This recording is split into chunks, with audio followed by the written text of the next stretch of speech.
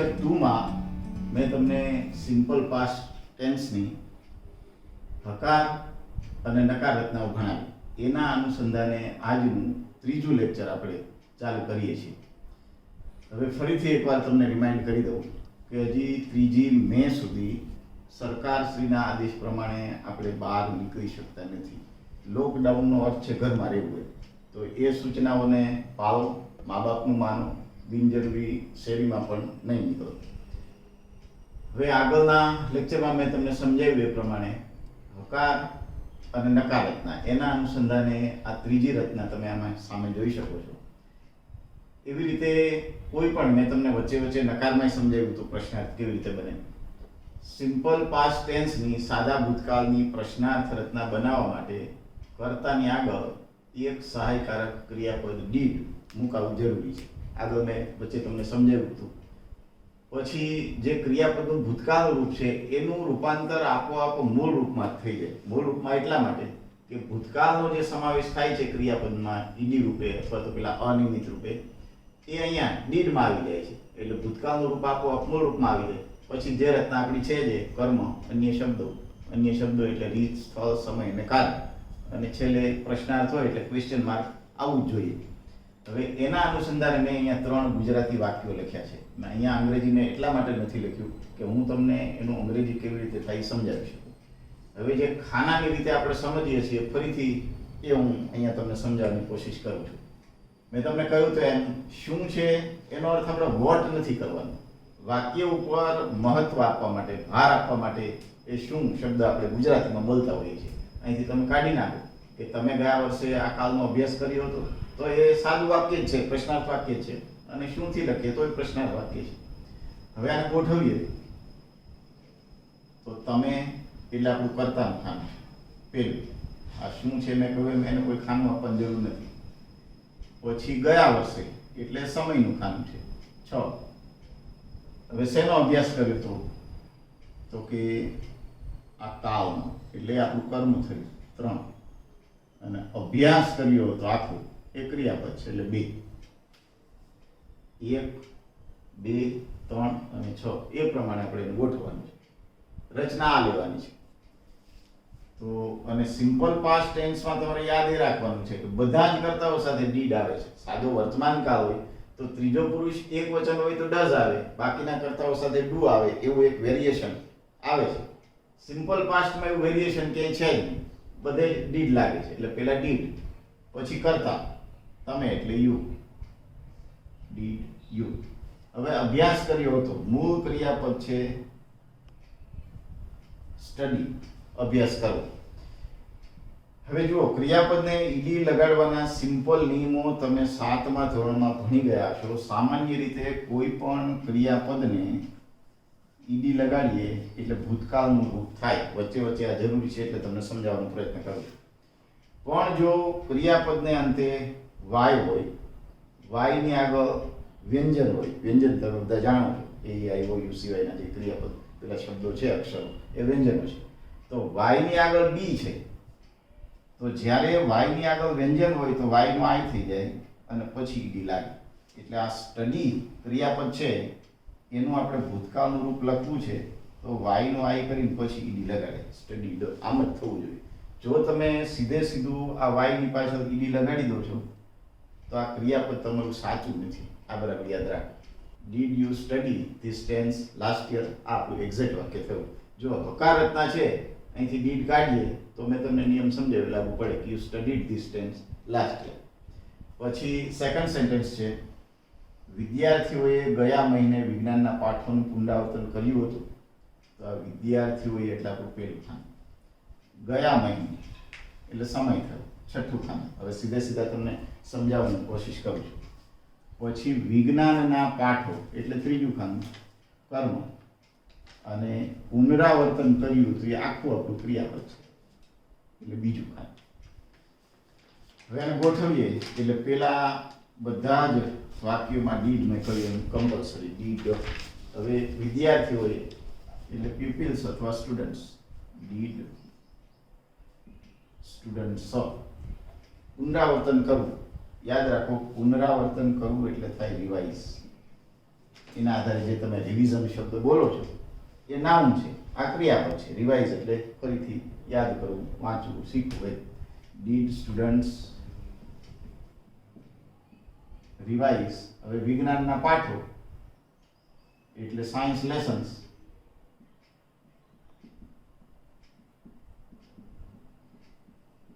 બહુવચન છે એટલે સાયન્સ લેસન્સ. પછી એને તમે ધ લેસન્સ ઓફ સાયન્સ એવો પણ શબ્દ વાપરી શકો અને સાયન્સ લેસન્સ પણ વાપરી શકો. હવે સમય વધ્યો, ગયા મહિને, લાસ્ટ મંથ. આખું વાક્ય આપણું એક્ઝેક્ટ થયું. Did students revise science lessons last month, અથવા ટ્રાન્સલેટ થયું. અને ત્રીજું વાક્ય, તમારા વર્ગ શિક્ષકે એટલે કરતા પેલું. છેલ્લે મેં તમને સમજાવું છે એમ છેલ્લો શબ્દ છે એ ક્રિયાપદ જ હોય. આ બીજું ભણાવ્યું હતું. હવે શું ભણાવ્યું હતું? તો કે આ પ્રકરણ, આ મુખ્ય કર્મ છે 3:1. આમાં બે કર્મો છે એટલે મેં 3:1 આપ્યું છે. હવે કોને ભણાવ્યું હતું? તો કે તમને, એટલે આ 3:2. અને ક્યારે? ગઈકાલે, એટલે આ 6. હવે ખાના પ્રમાણે ગોઠવો વાક્યને.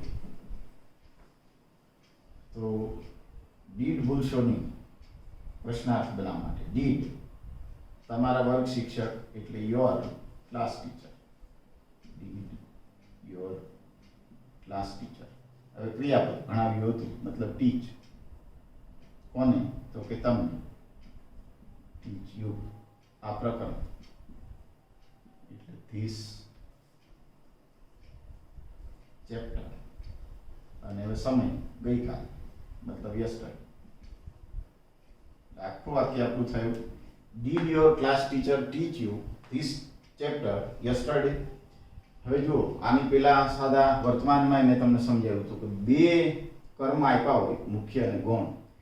ત્યારે જો તમે ગૌણ કર્મને પહેલા મૂકો છો, મુખ્ય કર્મને પાછળ મૂકો છો તો કોઈ પ્રેપોઝિશન લાગતું નથી. પણ જો કર્મને સુલટાવો મતલબ ઉલટાવો, મુખ્ય કર્મને પહેલા આવવા દો, ગૌણ કર્મને પાછળ જવા દો, તો આગળ ટુ લાગવું જોઈએ. એટલે આ વાક્યને આમ લખવું હોય પેલા ઉલટાવીને, તો આવું થાય. Did your class teacher teach this chapter to you yesterday. તો એ વાક્યને એમ લખાય અથવા બોલો. એટલે આટલું એક તમારી યાદી માટે. હવે સિમ્પલ પાસ્ટ ટેન્સ આખો અહીંયા આપણો પૂરો થયો. એના અનુસંધાને જેમ મેં તમને સિમ્પલ પ્રેઝન્ટ ટેન્સની એક એક્સરસાઇઝ આપી હતી, એવી જ રીતે સિમ્પલ પાસ્ટ ટેન્સની એક એક્સરસાઇઝ આપું છું, જેને હું ખાલી માત્ર ગુજરાતી હકાર વાક્યો લખીશ. તમારે એના હકાર, નકાર અને પ્રશ્નાર્થ ત્રણેય વાક્યો લખવાના છે. હવે એ સાથે સાથે આજ એક બીજી વાત કહી દઉં, ખાસ તો જે કનેક્ટેડ છો મારી સાથે આ ક્લાસમાં, મારા સ્કૂલ અને ક્લાસના વિદ્યાર્થી મિત્રો, અન્ય જુઓ છો એને આ વસ્તુ લાગુ નથી પડતી, પણ જે ક્લાસ અને સ્કૂલ સાથે કનેક્ટેડ મિત્રો છો એને મારી ખાસ એક વિનંતી છે કે આ જે તમે ભણો છો એ ખાસ તો તમારી નોટબુકમાં આ બધું નોંધ કરતા જાઓ. ગ્રામરની એક વ્યવસ્થિત સરસ બુક બનાવો, 200 પેજની એક, જે ટકી શકે એટલા માટે કહું છું કે આ ગ્રામરની બુક પેરેલલ જે તમારી બનશે એ બુક તમારી 4-5 વર્ષ સુધી તમને કામમાં લાગશે. આગળના વર્ષોમાં, કોલેજમાં, ઇવન તમારા નાના ભાઈ બહેનો તમારા પછી એને ભણવું હશે, બેઝિકલી બધું શીખવું હશે તો એમાંય કામ લાગશે. એટલે બુકને બરાબર વ્યવસ્થિત બનાવો. અને આ ટેન્સીજ પૂરા થાય, સ્કૂલમાં આપણે ફરીથી મળીશું ત્યારે આ ટેન્સના આધારે જ હું પહેલી ટેસ્ટ લઈશ. એટલે તમારે આને લાઇટલી કે હળવાશથી નથી લેવાનું. પ્રેક્ટિકલી જ હું તમને સ્કૂલના ક્લાસરૂમમાં ભણાવું છું એમ ગણીને તમારે ચાલવાનું છે. આ પૂરું થશે એટલે હું તમારી પાસે પ્રેક્ટિકલી બુક પણ માંગીશ અને એની ટેસ્ટ પણ લઈશ. એટલે આનું રિવિઝન કરતા રહેજો અને જે એક્સરસાઇઝ આપું છું એને બરાબર સમજીને સોલ્વ કરતા રહો. પછી જ્યારે આપણે પ્રેક્ટિકલી મળતા હતા 8મા 9મામાં, તો દરરોજ આ હું પાકું કરાવીને તમને મોઢે બોલાવતો હતો, ટૂંકમાં મુખપાઠ લેતો હતો ક્લાસમાં. એવી જ રીતે તમે ઘેરે પણ એવું કરી શકો કે તમારી બહેન, મમ્મી, મોટા ભાઈ, પપ્પા એને તમે કહી શકો આ બધી રચનાઓ જે હું તમને ક્લાસમાં બોલાવતો હતો એમ કોઈ પણ વડીલ પાસે ઘેરે બોલી જાઓ. એટલે આવી જ રીતે વ્યવસ્થિત પાકું ખાસ કરતા રહીએ. એક મારી તમને સલાહ પણ છે, સૂચન પણ છે. એક્સરસાઇઝ લખું છું, મારી સાથે લખતા રહો. એને એક્સરસાઇઝ 2 એવું નામ આપો. સિમ્પલ પાસ્ટ ટેન્સની એક્સરસાઇઝ 2 આપણે લખીએ છીએ. એક વાક્યની નીચે 3 લાઈન તમારે છોડવાની છે, હકાર, નકાર અને પ્રશ્નાર્થ માટે. વ્યવસ્થિત અહીંયા લખું છું. સૂચના આપણી એ જ આવશે નીચે આપેલા સાદા ભૂતકાળના ગુજરાતી વાક્યોને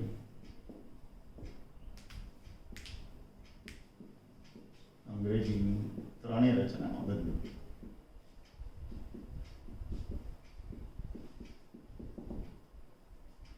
વાક્ય નંબર 1 ફરીથી કહું છું કે 3 લાઈન છોડો એક વાક્ય માટે.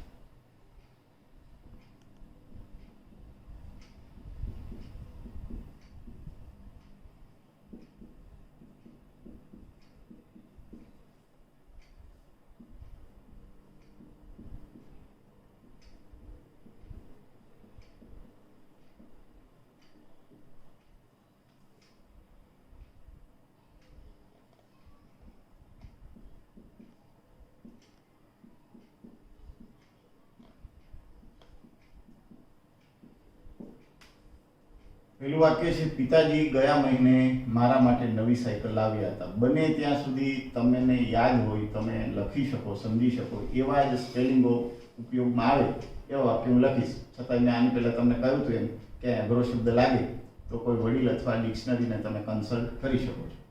સેકન્ડ સેન્ટેન્સ છે, બાળકોએ ગયા અઠવાડિયે ગરીબો માટે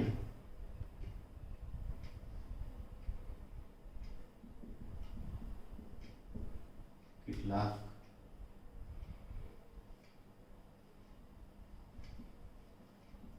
કપડા એકઠા કર્યા હતા. થોડું મોટું વાક્ય ક્યાંય તમને લાગે તો બને ત્યાં સુધી હમણાં ખાના પાડી દેવા, પેલા 7 ખાનાની રચના પ્રમાણે, એટલે તમે ભૂલ કરો નહીં.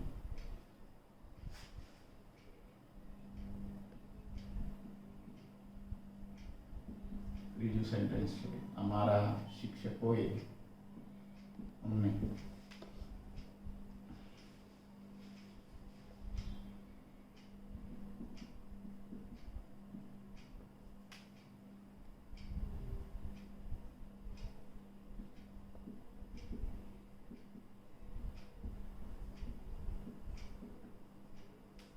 કોરોના વેકેશન દરમિયાન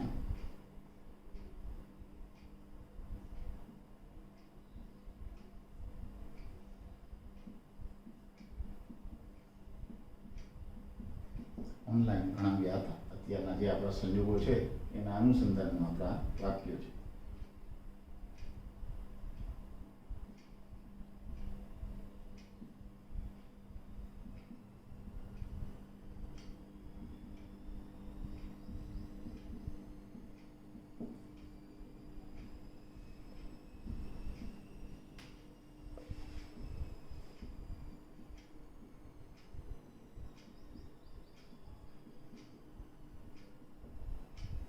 ચોથું સેન્ટેન્સ છે, લોકોએ ગયા વર્ષે ગામમાં નદી પર એક બંધ બાંધ્યો હતો.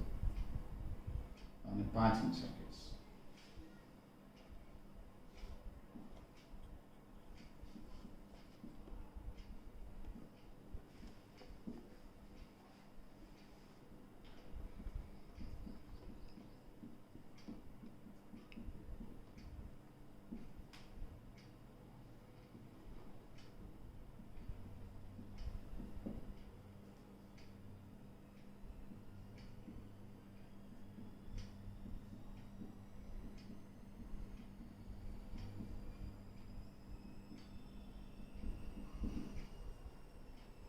અમે ગયા મહિને અમારા મિત્રો સાથે નિશાળમાં એક નવો બગીચો તૈયાર કર્યો છે. મેં કહ્યું એમ આમાંથી લગભગ બધા જ સ્પેલિંગો તમે જાણો છો.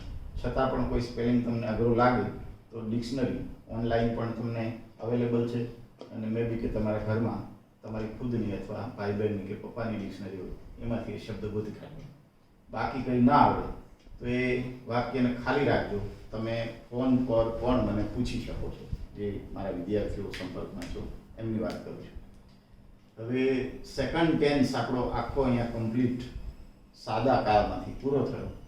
હવે ત્રીજો ટેન્સ સાદો ભવિષ્યકાળ, સિમ્પલ ફ્યુચર ટેન્સ, આ ત્રણે ત્રણ કાળ આપણી ટેક્સ્ટ બુક માટે, ગ્રામરમાં ટેન્સની ખાલી જગ્યાઓ માટે, એક્ટિવ પેસિવ માટે અત્યંત ઉપયોગી છે. ટેન્સ પરિવર્તનનો જે એક આપણને પૂછે છે પાર્ટ 2 માર્કનો, એને માટે પણ ખૂબ કામનું છે. એટલે બરાબર ધ્યાનથી શીખવાનો પ્રયત્ન કરો.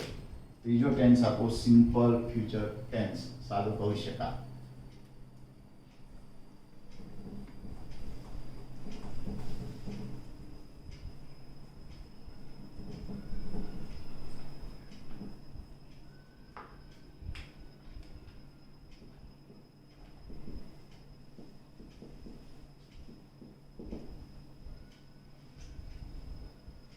ત્રીજો ટેન્સ છે મિત્રો આપણો, એનું પેટા હેડિંગ આપો સાદા ભવિષ્યકાળનો ઉપયોગ. શોર્ટમાં તમે ઉપયોગ પણ લખી શકો. હવે ઉપયોગમાં તમને એક ટૂંકી વ્યાખ્યા લખી દો એટલે તમે બુકમાં લખી શકો.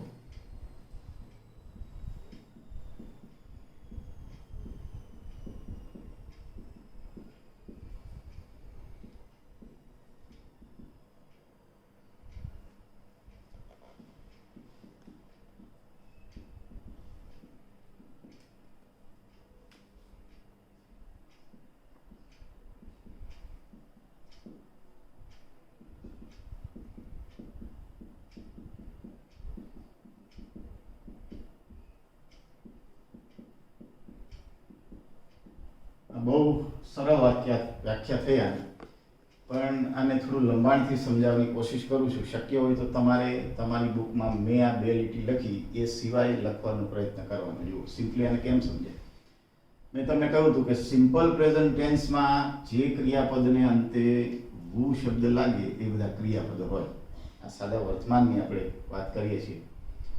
હવે એવી જ રીતે સાદા ભવિષ્યકાળમાં જે ક્રિયાપદની પાછળ ઈશ પ્રત્યય લાગે, સમજો બરાબર, જે ક્રિયાપદની પાછળ ઈશ પ્રત્યય લાગે એ બધા જ ક્રિયાપદો સિમ્પલ ફ્યુચર ટેન્સના હોય.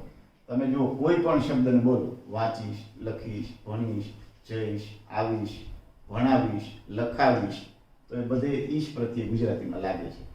હવે એનો અર્થ એ થયો કે જ્યાં જ્યાં ઈશ પ્રત્યે આપણી ગુજરાતી ભાષા વાક્ય રચનામાં, શબ્દ રચનામાં લાગે ત્યાં એ અંગ્રેજી માટે સિમ્પલ ફ્યુચર ટેન્સ થઈ જાય છે. હવે જેમ ગુજરાતીમાં ખાલી વાંચીશ, લખીશ, ભણીશ, ભણાવીશ, શીખવાડીશ એમ ઈશ લાગે તો ભવિષ્યકાળ થાય છે. એ ઈશ પ્રત્યે અંગ્રેજીમાં કદાચ આ શેલ અથવા વિલ જે 2 સહાયકારક ક્રિયાપદો છે એ 2 સહાયકારક ક્રિયાપદો આ ઈશનું કામ કરે છે. આ 2 માંથી એક ક્રિયાપદ લાગે એટલે આપેલી વાક્ય રચના છે અથવા તો વાક્ય છે, શબ્દ છે, એનું રૂપાંતર સિમ્પલ ફ્યુચર ટેન્સમાં થાય. માનો તમારે એમ કેવું છે કે ભાઈ હું આવતીકાલે ભણાવીશ, બહુ સિમ્પલ વાક્ય આપણું, રચનાને બધું પછી સમજાવું છું પણ ખાલી એક સમજાવવા માટે. આવતીકાલે હું ભણાવીશ. આ આવતીકાલને આપણે થોડી વાર કાઢી નાખીએ, હું ભણાવીશ. તો તમે જાણો છો હું એટલે આ, બરાબર. હવે ભણાવીશ આ ઈશ લાગ્યું, સમજો બરાબર. આ બેઝિક ગ્રામર શીખવા માટેની એક આ બધી રીત છે, ચાવીઓ છે. આ ઈશ લાગ્યું તો મતલબ આ 2 માંથી એક સહાયકારક અહીંયા લાગવું જોઈએ. તો સિમ્પલી તમે નાના ધોરણોમાં એવું શીખ્યા છો કે બધા જ કર્તાઓ સાથે વિલ લગાડી શકાય છે. આઈ હોય, વી હોય, યુ હોય, ઈશ, ઈટ હોય, તે હોય, બધા સાથે. પણ બ્રિટિશ ગ્રામર પ્રમાણે આઈ અને વી સાથે સાદા ભવિષ્યકાળના વાક્યમાં શેલ વાપરી શકાય અથવા વપરાવું જોઈએ. તો આઈ શેલ, હવે ક્રિયાપદનું મૂળ રૂપ જે તમે જાણો છો, ટીચ. આ ભવિષ્ય થઈ ગયું. આઈ શેલ ટીચ એટલે હું ભણાવીશ. પછી માનો કે તમે ભણાવશો તો આઈની જગ્યાએ આવે યુ અને શેલની જગ્યાએ આવે વિલ. યુ વિલ ટીચ. ઘણીવાર ઘણા ટીચરો જે શીખવા માટે, મોટાભાગના ટીચરોની એવી ઈચ્છા હોય પોતાના વિદ્યાર્થીઓ સરસ રીતે ભણે, તો ઘણીવાર એક એક ક્રિયાપદોના પાઠો તમને એ લખાવતા હોય છે અથવા ગોખાવતા હોય છે. તો માનો કે આ ટીચનું આવું કોઈ રૂપ લખવું છે તો એક વચન બહુવચનમાં એવું થાય, I shall teach, we shall teach, you will teach, you will teach, he she it will teach અને ધે વિલ ટીચ. આવું એક પાઠાંતર થાય એક ક્રિયાપદ. તો ભવિષ્યકાળ શીખવા માટે આ એક સહેલી રીત થઈ, બરાબર. હવે એ સિવાય માનો કે હું તમને એમ કહું ભાઈ હું તમને હવે પછીના લેક્ચરમાં ચાલુ વર્તમાન કાળ ભણાવવાનો છું, સમજ્યો બરાબર. હવે પછીના લેક્ચરમાં હું તમને ચાલુ વર્તમાન કાળ ભણાવવાનો છું. તો આ પણ છે તો ભવિષ્યકાળ જ. ભણાવીશ કે ભણાવવાનો છું એ એક્ઝેક્ટ તો ભવિષ્ય જ થયો, પણ વાક્ય રચનાની દ્રષ્ટિએ કંઈક અલગ પડે છે. તો એને માટે ચાલુ વર્તમાન કાળને પણ ભવિષ્યમાં લઈ શકાય છે. થોડું હજી તમારા માટે આમ એવું લાગશે, પણ જે મિત્રો મારી પાસે ભણી ગયા છો આગળ એને આમાં બહુ અઘરું નહીં લાગે, પણ સમજવાની કોશિશ કરો. તો માનો કે એમ કેવું હોય હું ભણાવવાનો છું, તો એને માટે એક રચના વપરાય છે, am is are plus going to. આ 9માં ક્યાંક તમે શીખ્યા છો, 10મા માટે ખાસ કામની છે આગળના વર્ષો માટે. તો I am going to teach you present continuous tense in the next lecture. તો જે હું હમણાં ગુજરાતી બોલ્યું એનું અંગ્રેજીકરણ થયું. એની જગ્યાએ ચાલુ વર્તમાન પણ વાપરી શકાય કે I am teaching you continuous present tense in the next lecture, એવું પણ બોલી શકાય. એટલે ભવિષ્યકાળ દર્શાવવા માટે આ ગોઈંગ ટુ વાળી રચના, ચાલુ વર્તમાન કાળવાળી રચના અને એક્ઝેક્ટ આ જે બરાબર બેઝિકલી સિમ્પલ ફ્યુચર ટેન્સ કહેવાય એવી શેલવલ વાળી રચના પણ વપરાય છે. એટલે જ્યાં આ તમને ઇઝી ગોઈંગ સમજાવવાનો પ્રયત્ન એટલે કરું છું કે જ્યાં ઈશ પ્રત્યે લાગેલો હોય ગુજરાતી ભાષામાં ત્યાં આપણે આ રચનાનો ઉપયોગ કરવાનો છે, અને છું છીએ એવું કંઈ હોય તો ત્યાં આ રચના આપણે વાપરી શકીએ. આ એક તમારી જાણકારી માટે. ફરીથી આપણે મૂળ પોઈન્ટ ઉપર જઈએ તો આખી વ્યાખ્યા તમને લંબાણથી મેં સમજાવવાની કોશિશ કરી, એટલે ક્યાંય પણ તમે ગૂંચવાવ નહીં, બને એટલું આ યાદ રાખો. અને જે મેં તમને ઓરલી સમજાવવાની કોશિશ કરી એને તમે અહીંયા શક્ય હોય તો આવી બધી નોંધ કરતા રહેજો તમારી બુકમાં ખાસ કરીને. હવે ઉપયોગ પછી એનો જે બી છે સમયદર્શક શબ્દો, એના ઉપર આપણે આવીએ.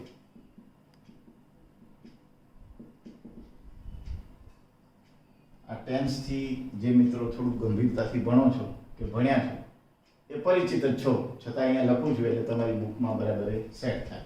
તો સમયદર્શક શબ્દોમાં ખાસ કરીને ટુમોરો મતલબ આવતીકાલ, પછી ડે આફ્ટર ટુમોરો. એટલે આપણી સિમ્પલ ગુજરાતી ભાષામાં તમે બોલો છો ને પમદાડે, સરળ રીતે કહે તો પરમ દિવસે, બરાબર. એ પરમ દિવસે એટલે તો ડે આફ્ટર ટુમોરો. ડે બોલાઈ ગયું. હા યસ, તો ડે આફ્ટર ટુમોરો એ અહીંયા રહ્યું હતું, સર. પછી જેમ જુઓ સિમ્પલ પ્રેઝન્ટ ટેન્સમાં તમે સમયદર્શક શબ્દોની આગળ એવરી મૂકો એટલે સમયદર્શક શબ્દો તૈયાર થતા હતા. સિમ્પલ પાસ્ટમાં લાસ્ટ મૂકો એટલે સમયદર્શક શબ્દો સાદા ભૂતકાળના તૈયાર થતા. એમ અહીંયા નેક્સ્ટ મૂકો એટલે સાદા ભવિષ્યકાળના સમયદર્શક શબ્દો તૈયાર થાય. આ યાદ રાખવાની એક બહુ સરળ ચાવીઓ છે કે તમારે બધું ગોખવું નહીં. ફરીથી એક વાત, સિમ્પલ પ્રેઝન્ટ ટેન્સમાં એવરી, સિમ્પલ પાસ્ટ ટેન્સમાં લાસ્ટ અને સિમ્પલ ફ્યુચર ટેન્સમાં નેક્સ્ટ. એટલે અહીંયા હવે માનો કે આપણે આવતા સોમવારે કેવું છે તો નેક્સ્ટ મંડે, આવતા અઠવાડિયે કેવું છે તો નેક્સ્ટ વીક, આવતા વર્ષે કેવું છે તો નેક્સ્ટ યર, આવતી દિવાળીએ કેવું છે તો નેક્સ્ટ દિવાળી. બસ આવી રીતે ગમે એ શબ્દને આપણે બનાવી શકીએ છીએ, બરાબર. એટલે આ એના સમયદર્શક શબ્દો થયા. પછી એ સિવાય ઘણીવાર વપરાતું હોય છે ભાઈ 2 દિવસ પછી આપણે ફરીથી મળીશું, દાખલા તરીકે એવું બોલવું છે તો એને માટે એક શબ્દ વપરાય છે આફ્ટર 2 days, એક અઠવાડિયા. એવી જ રીતે માનો કે તમારે કેવું છે કે ભાઈ 2 વર્ષ પછી તો આફ્ટર 2 years. ક્યારેક સિમ્પલ પ્રેઝન્ટ ટેન્સની કોઈ ગ્રામેટિકલ રચનામાં આવું પણ હોઈ શકે તો એ પણ સિમ્પલ ફ્યુચર ટેન્સ દર્શાવે છે, એ તમારે યાદ રાખવાનું છે. હવે એની વાક્ય રચના જે હમણાં હું તમને સમજાવતો હતો એ કોઈ પણ ટેન્સની 3 વાક્ય રચનાઓ હોય છે.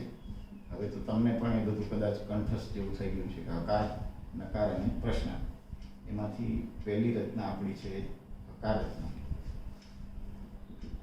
તો હમણાં જે રીતે મેં તમને સમજાવી હતી એમ પેલા કરતા પ્લસ પેલો ઈશ પ્રત્યે દર્શાવવા માટે આપણી ગુજરાતી ભાષાનો શેલ અથવા વિલ લાગે, પ્લસ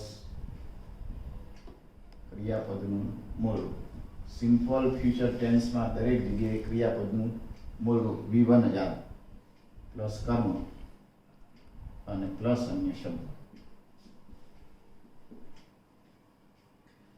હવે ફરીથી એકવાર તમને રિમાઇન્ડ કરાવી દઉં કે આઈ અને વી સાથે શેલ વપરાય, બાકીના કર્તાઓ સાથે વિલ વપરાય. અને એની ખાસ એક રચના આપણા 10મા અથવા તો આગળના વર્ષો માટે યાદ રાખો કે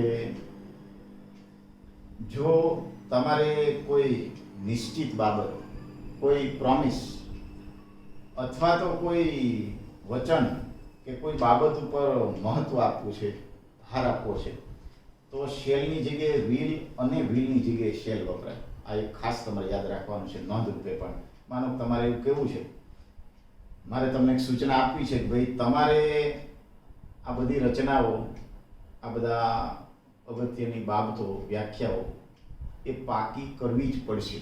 આ કમ્પલસરી બાબત આવી, પાકી કરવી જ પડશે, મુખપાઠ કરવો જ પડશે.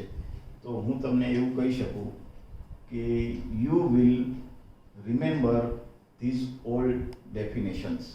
એનો મતલબ એવો થયો કે આ બધું જ તમારે યાદ રાખવું જ પડશે.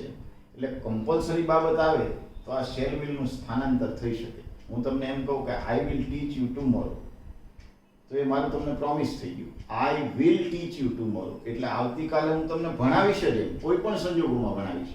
અને સિમ્પલ ફ્યુચર હોય તો આઈ શેલ ટીચ યુ ટુમોરો, હું તમને આવતીકાલે ભણાવીશ.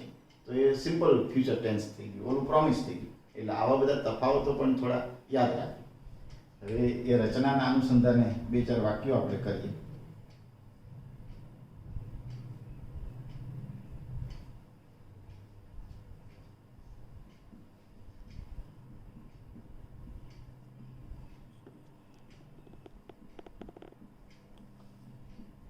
અને આ વાક્ય રચના શીખવામાં ખૂબ સરળતા પડે એવું છે. માનો બહુ સિમ્પલ વાક્ય તમારી સામે મેં લખ્યું છે. તેણી અમારા માટે આવતીકાલે નવા પુસ્તકો લાવશે. હવે ખાનાઓ કદાચ તમારા મગજમાં જો સેટ થઈ ગયા હોય તો બહુ ફટાફટ તમે આપી શકો. આ કર્તાનું પહેલું ખાનું, છેલ્લો શબ્દ ક્રિયાપદનું બીજું ખાનું. શું લાવશે? તો કે નવા પુસ્તકો એટલે કર્મનું ત્રીજું ખાનું. 3-1 કોના માટે? તો કે અમારા માટે એટલે ગૌણ કર્મ થયું. 3-2 અને આ બધું તમે જાણો છો. સમય આવતીકાલ, ખાના પડી ગયા. હવે આ રચના પ્રમાણે ગોઠવી દો. તેની મતલબ શી, તો સી આવે એટલે આ બેમાંથી વિલ લાગે, શી વિલ. હવે જે અહીંયા ક્રિયાપદો છે એ થોડાક આપણા મગજમાં હોવા જોઈએ. લાવવું એટલે થાય બ્રિંગ, શી વિલ બ્રિંગ. નવા પુસ્તકો એટલે ન્યૂ બુક્સ. કોને માટે? તો કે અમારા માટે એટલે થાય ફોર અસ. અસ છે એ વી ની કર્મ વિભક્તિ છે, યાદ રાખો. વી એટલે અમે, અસ એટલે અમને અને અવર એટલે અમારી.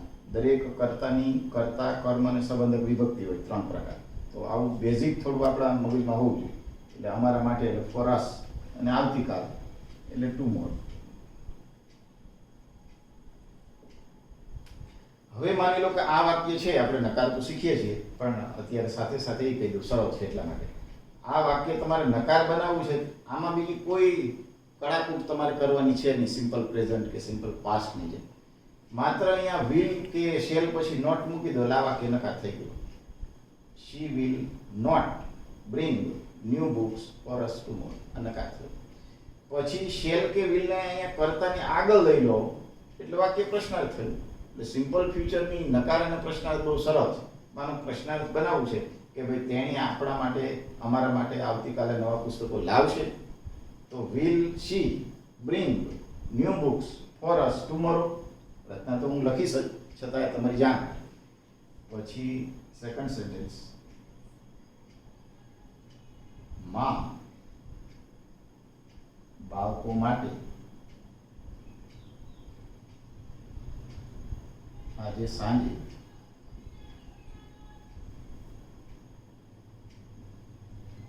એક સ્વાદિષ્ટ વાનગી બનાવશે. ખાના તમે પાડી દો, તમારી જાતે પણ હવે પાડી શકો. માં એ તમને કયા કરવું છે એમ દરેક પરિવારમાં આપણી જિંદગીમાં માનું હંમેશા પેલું ખાનું જ હોય છે અને હોવું પણ જોઈએ, રાખજો પણ ખરા.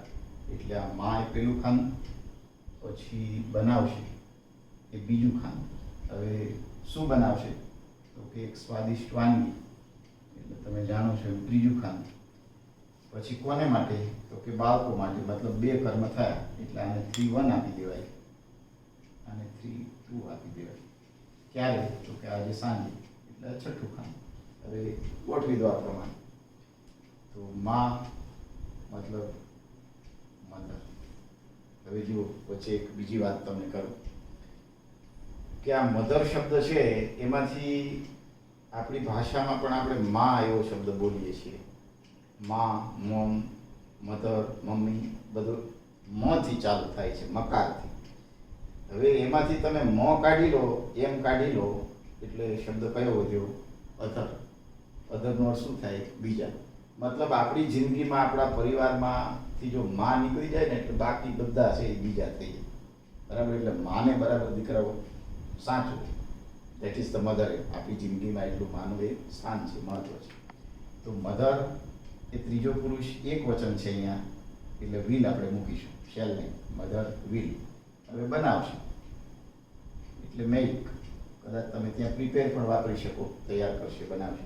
મધર વિલ મેક એક સ્વાદિષ્ટ વાનગી, એટલે એ ટેસ્ટી ડીશ. કોને માટે તો કે બાળકો માટે. ઓર ચિલ્ડ્રન. ક્યારે? આજે સાંજે, એટલે ટુડે ઇવનિંગ. હવે જુઓ આમાં સમય દર્શક ભવિષ્યના ના આવ્યા, ટુમોરો એવું કંઈ ના આવ્યું. આજે સાંજે તો એ પણ ભવિષ્ય જ થયો, એટલે એ પણ વાપરી શકાય ખરું. Mother will make a tasty dish four children today evening. આ બીજું વાક્ય થયું. હવે બહુ સરળ છે, એટલે બહુ ઝાઝા વાક્યો આમાં હું લેતો નથી. હવે નકારાત્મક લખો. સમયનું શું છે? તો અહીં સુધી મિત્રો આજનું આપણું ત્રીજું લેક્ચર છે એ રાખીએ છીએ. અને નકાર અને પ્રશ્નાર્થ તમે સમજી શકો છો, છતાં પણ ચોથા લેક્ચરમાં હું એની નકાર અને પ્રશ્નાર્થથી ચાલુ કરીશ. ત્યાં સુધી તમારું ધ્યાન રાખો, પરિવારનું ધ્યાન રાખો. બાય.